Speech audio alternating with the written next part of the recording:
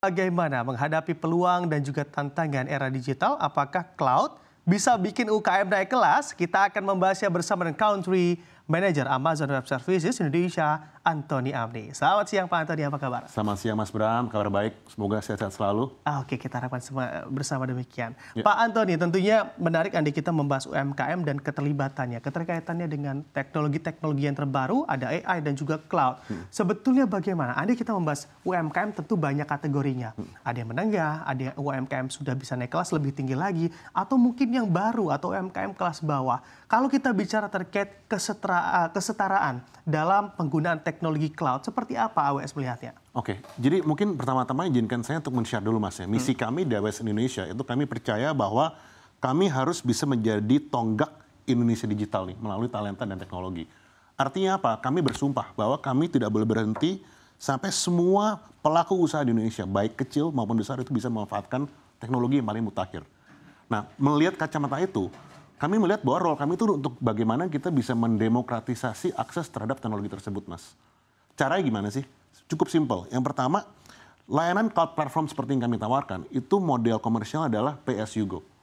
Jadi tidak perlu lagi ada investasi besar di depan gitu kan, semua bisa mengakses dan harga retailnya pun itu sangat terjangkau. Dan di atas platform tersebut, semua persenjataan teknologi, baik dari yang basic gitu ya, server, database, sampai kita ngomongin AI, machine learning itu sudah tersedia.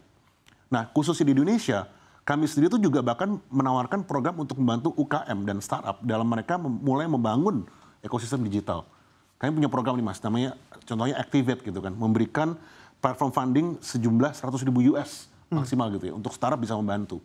Kami bisa punya program namanya SMB Lift, untuk UKM bisa membangun di atas cloud dan diberikan funding pendanaan untuk platform gitu kan. Dan itu kenapa kami juga bangga Mas, melihat bahwa perusahaan seperti contohnya gitu ya, kita dengar namanya Optik Melawai, Eiger yang bikin baju outdoor gitu kan, Hokoka Bento, sampai ke rumah sakit mitra keluarga, Siloam, all the way to startup yang awalnya lahir dari nol Mas ya, kita ngomongin Halodoc, Traveloka, sampai Telkomsel XL itu kemudian membangun di atas platform kami. Jadi gitu, tugas kami adalah untuk mendemokratisasi akses supaya semua pelaku usaha, regardless budget mereka berapa, itu bisa membangun aplikasi atau sistem digital kelas dunia. Oke, baik. Itu dari sisi pelaku usahanya ingin mendemokratisasi dan juga semua bisa saja mengakses begitu ya. Betul. Tidak membeda-bedakan mana yang kecil, menengah atau yang besar. Betul. Tapi sebetulnya spesifik dengan skala yang kecil atau yang lebih kecil, apakah demand terhadap cloud juga sudah sebesar itu Pak Antony? Jawaban adalah iya Mas. Jadi kami sangat bangga ya, kami melihat ada pelaku usaha di Medan contohnya gitu ya. Punya toko kelontong yang cukup besar gitu kan, offline semuanya. Tapi problem statementnya adalah bagaimana mereka bisa menjangkau kota-kota lain di Sumatera. Lalu membuat sebuah online platform yang cukup simpel, melayankan cloud, memanfaatkan cloud gitu kan. Jadi jawabannya adalah kami melihat bahwa UKM di lini terbawah pun itu sudah melihat kebutuhan dan pentingnya mengadopsi cloud untuk mereka bisa menjangkau masyarakat yang lebih banyak lagi, target market yang lebih luas lagi. Dan tugas kami adalah memastikan bahwa kami juga punya tim dan program yang siap untuk menangkap kebutuhan tadi.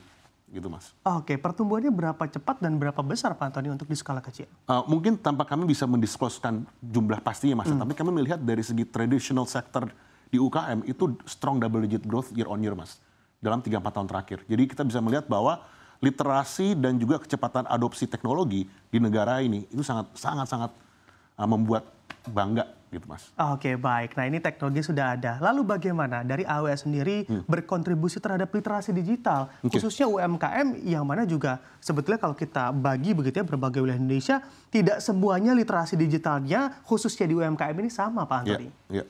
Itu menurut saya pertanyaan sangat bagus Mas ya. Jadi mungkin izinkan saya untuk menjawab dalam 3 prong, 3 pilar yang selalu berusaha kami lakukan untuk bisa tadi ya truly democratizing access gitu ya.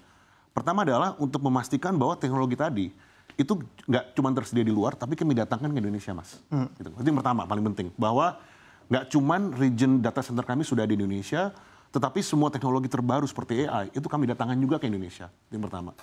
Yang kedua, kami juga ingin sekali mendukung program pemerintah ya, Pak Jokowi, khususnya dalam kami bisa membangun talenta digital di negara ini, Mas.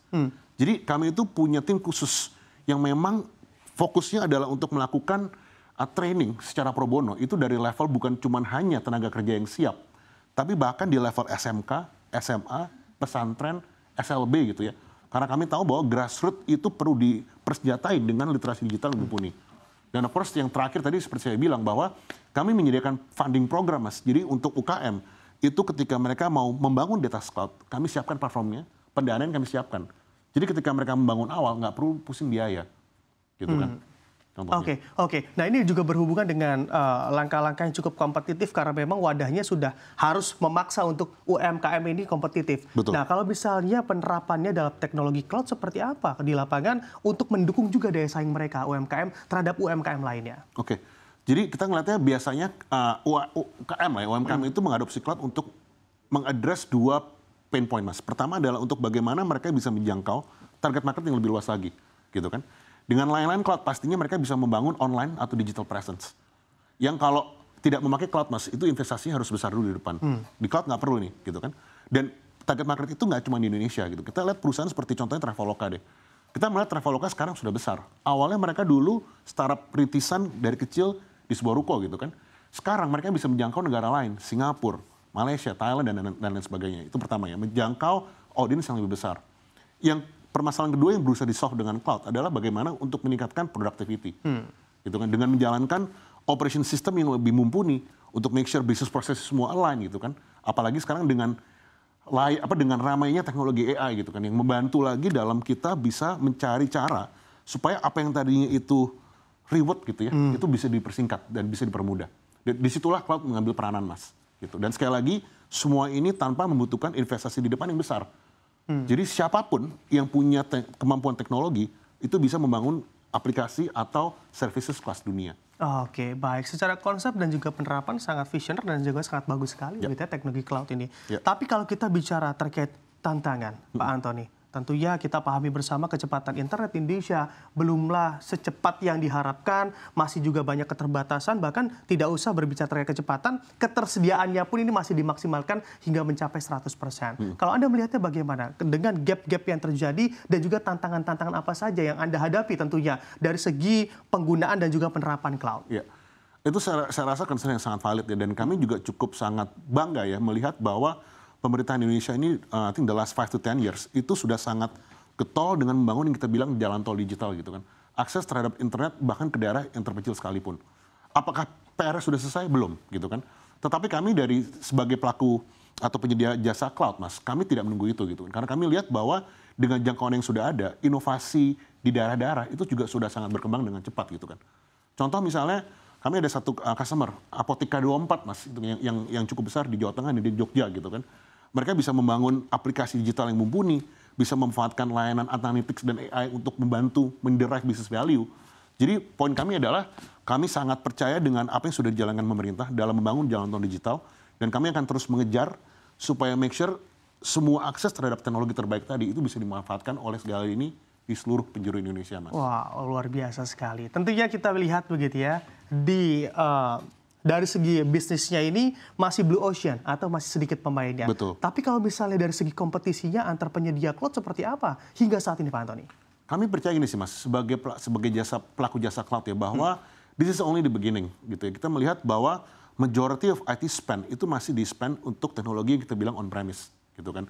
Jadi kami tahu bahwa terlepas jumlah pemainnya, the pie is still big gitu kan. Dan it's not just about the pie. Kami percaya bahwa potensi digital negara ini masih sangat besar, Mas. Jadi malah bagus gitu kan, kami bekerja sama juga dengan even with competitions being around gitu kan, untuk kita bisa mendrive terus bagaimana adopsi teknologi terbaru seperti AI, machine learning, analytics, itu bisa terus dimanfaatkan oleh pelaku semua jasa industri untuk kita bisa menuju era digital yang lebih terang lagi, Mas. Oke.